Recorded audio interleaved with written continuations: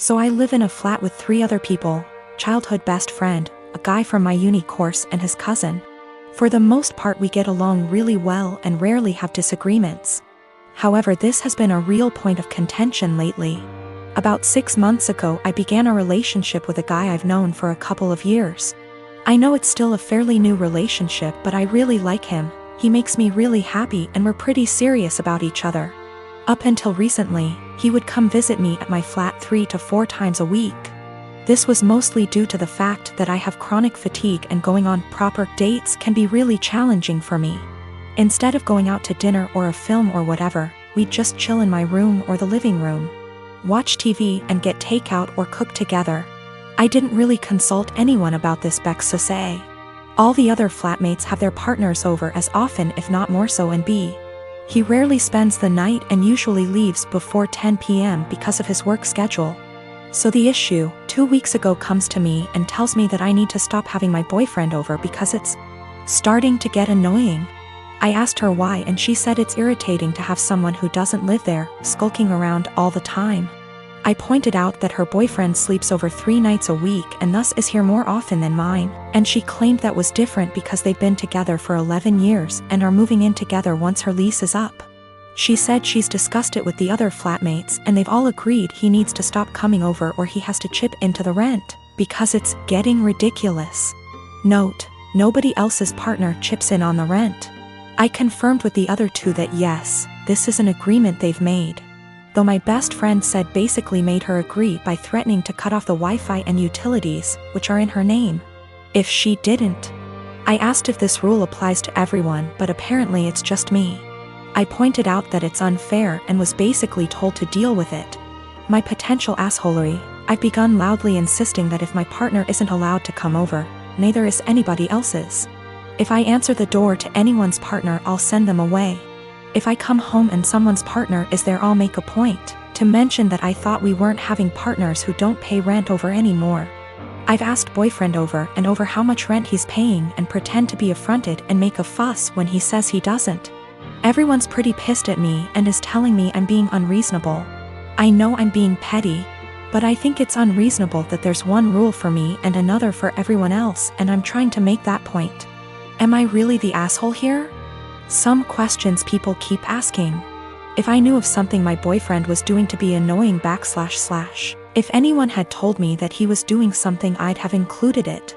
I'm not aware of anything he does, and when I ask why I doesn't like him, I just get a shrug and just do. I will also state I'm bi, and she's never had an issue with any female partners I've had. We don't hang out in the living room much. We literally only use it if there's something we want to watch that I can't get on my bedroom TV and there's nobody else in there. We use the kitchen more often than the living room, but honestly even that isn't that often. We eat far too much takeout pizza rip. A lot of people seem confused, so just clearing up who's who in the situation. The one who brought all this up is not my best friend.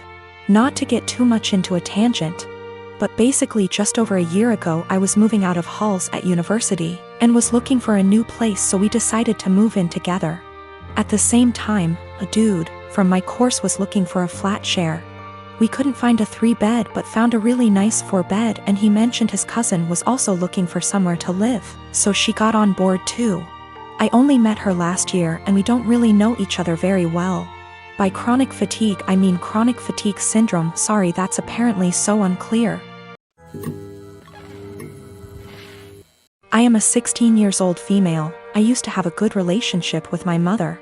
That has since crashed and burned since she dated and married my stepdad, Gary, 6 years ago. Gary treats his son Ian, 19 male, like he's the center of the universe and expects my mother to as well, so she does. Anything Ian wants, Ian gets, and that usually comes at the expense of me. Ian wanted my room when they moved it. I was forced to go to another room to make the transition easier for everyone. Ian wanted a car for his 16th birthday. I didn't get braces for another year. Ian wanted to go on an expensive trip for spring break. I had to give up volleyball to make it happen. Ian wanted to have his side of the family over. I was expected to find somewhere else to be, since I wasn't family. My mother just went along with all of this and acted like it shouldn't affect me at all. My dad was overseas for a long time, and we used to FaceTime, and he was so upset by what he was hearing. He's home now and he's offering to have me come live with him. I'm not seeing a reason not to go, and so I told my mom I wanted to go live with my dad. She predictably freaked out and asked why I'd want to do that and said that we had such a good relationship. She didn't understand how this came so out of the blue. I told her that we haven't had a good relationship since she blindly decided to follow Gary's lead and give Ian anything he wanted, and it always came at my expense. My mom tried to argue, so I said I also wanted to leave because she let them kick me out of my own house because I wasn't family. So I was going to go live with someone who was. My mom started crying and said she wouldn't let me go. So I told her that my dad was willing to go to court over it and I was old enough to be able to say where I wanted to be. She's been a crying mess since I told her, and Gary is being a jackass about how awful I'm being. He was.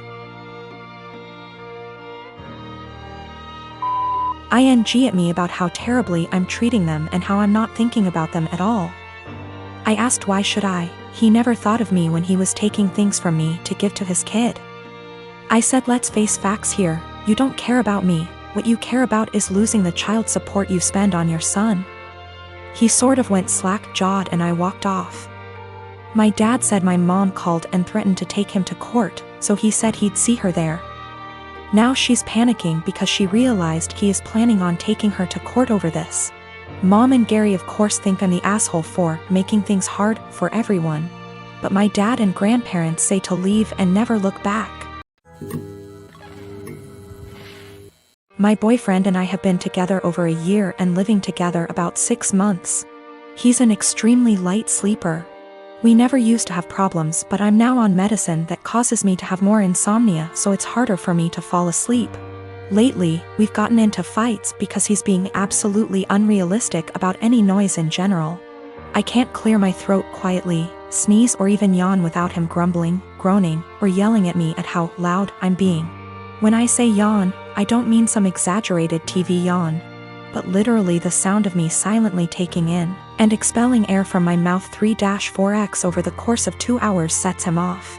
Sneezing is very rare and it's also quiet, but if I have to make any noise, I do it as silently as possible. But it's not enough for him. When I was extremely sick with the cold, he made me sleep on the couch because I was having a tough time sleeping without being able to actually blow my nose to breathe. But when he caught it a week later, I gladly let him sleep in the bed and helped take care of him when he woke up in the night because he wasn't feeling well. I've argued with him multiple times that it's unfair for him to expect absolute silence and be mad over the air he hears from a yawn, but he just shuts me down and tells me to be quiet because I've disturbed him from being right on the edge of sleep. I understand that when you're half asleep you're particularly grumpy, we've all been there.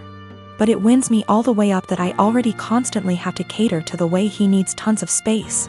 Meaning I have to sleep pencil straight all night or on the side not facing him if I want to move my legs at all. And then this sound thing. I've had previous BFs who were heavy sleepers that snored, made lots of noise, and honestly that bothered me less than constantly having to be alert to his needs. He says that earplugs don't work and he only likes to hear the fan, so white noise is out of the question. I don't want to go downstairs because then I'll just stay up, and I don't want to keep taking melatonin every night, but I'm this close to not renewing our lease together next year if things don't change. It also makes me feel like if we got married and had kids he'd just expect me to be up all the time dealing with the baby, so he can sleep, or complaining about his sleep, or if one of us was to have a chronic sickness that we'd have to sleep in different bedrooms, because of how selfish he is. Background about my sister. 2 years ago, my sister was killed in a car accident. She was riding with a friend to the mall, the friend's parent was driving, and teenage boy plowed through a red light while texting on his phone and hit the car my sister, Carrie, was in. Carrie was killed instantly and her friend, June, was in a coma for 3 weeks before her parents took her off life support. When Carrie passed I was devastated and angry and just not in a good place. Carrie and I had been extremely close. Despite a 7-year age gap between us, we enjoyed a lot of the same shows, we went to concerts together. We volunteered together, and I took it upon myself to guide Carrie like any big sister would do. Our parents were extremely busy with work most days, and Carrie and I would often cook together and do crafts when we weren't too busy with school work. Carrie wanted to be a NICU nurse when she grew up, and I helped her find a volunteer position at a local hospital. to help get her gain some experience being around patients. In short, Carrie was my sister and best friend, and when she passed, I was a mess. The last craft Carrie and I made together was a set of candles. We bought the wax at a local craft store and we both made each other a candle and decorated the jar it was in. That was the day before she was killed. At her funeral, Carrie was buried with the candle I made her. The candle Carrie made me sits on my desk next to my favorite picture of her and I together at the beach. Or it did, until last week. Background about my boyfriend. I met my boyfriend about a year and a half ago, about 6 months after Carrie passed. I wasn't looking for a relationship, I was still grieving my sister's death. But Eugene came along and it was love at first sight. He was extremely supportive, let me cry on him when I needed to, didn't push me into getting over grieving or anything. He was extremely gentleman about everything and very, very patient. After 6 months of seeing each other pretty regularly, we made it official. Eugene came into my life at a very low point and he has always been very respectful of sentiments I keep from my sister. Never asking me to take them down, always giving me space when I needed to cry. Eugene, along with most, if not all, of my friends and family know about Carrie's candle. There was a point after she died where I would take the candle with me everywhere out of fear that someone might light it, or steal it. Or who knows what. The point is, that candle was and still is a very important part of my life and something that my sister made for me and me alone. When Eugene and I moved in together about 4 months ago, I packed away most of the reminders of my sister and put out the candle and picture on my desk. I felt that this was a huge step because when I'd lived just by myself I had pictures everywhere and a few knickknacks laying around from my sister. I wanted to make Eugene and I's home our home with just a small part of my sister there. Eugene understood and was very supportive. Last week, we had a massive winter storm that knocked out power. We didn't have power for 3+ days. The power was knocked out at Eugene and I's house while I was at work, which did not lose power. Eugene texted me that he was going to light some candles and try and get a generator, so we could have some for of power or at least be able to charge our phones / use lights / etc. Now, we have probably 30+ candles in our house. I am a huge fan of sales, and when Bath & Body Works has a candle sale, I like to stock up and get a range of scents. We have candles scattered all over our house. In the room where my desk is, there are no candles aside from the one Carrie made me. None at all, and there never has been. This room is also downstairs, where Eugene doesn't spend a lot of time, his desk is upstairs. When I arrived home from work last week, I noticed a bunch of candles burning in our living room, safely. Always monitored and not near anything that could ignite.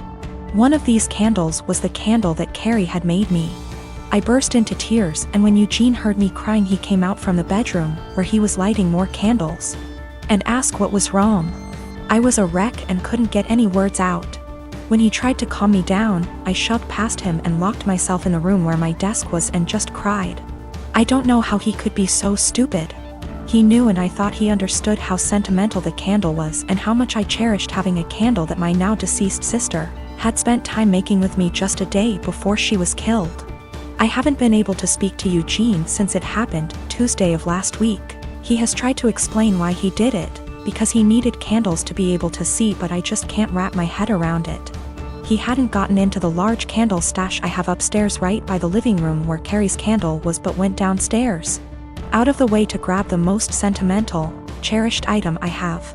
The candle was burning most of the day while I was at work and is now melted and pretty much gone. I do still have the jar it was in, but I can't look at it without bursting into tears. Eugene says it was an accident, but I just don't believe that. He said he was getting around to lighting the candle surplus we have upstairs, but just hadn't gotten there yet. After being home 6 hours alone with no power. I am heartbroken and feel like this is a major slap in the face. I feel disrespected. I feel like he disrespected my sister. I just don't know what to do. I don't feel like I can forgive him for this.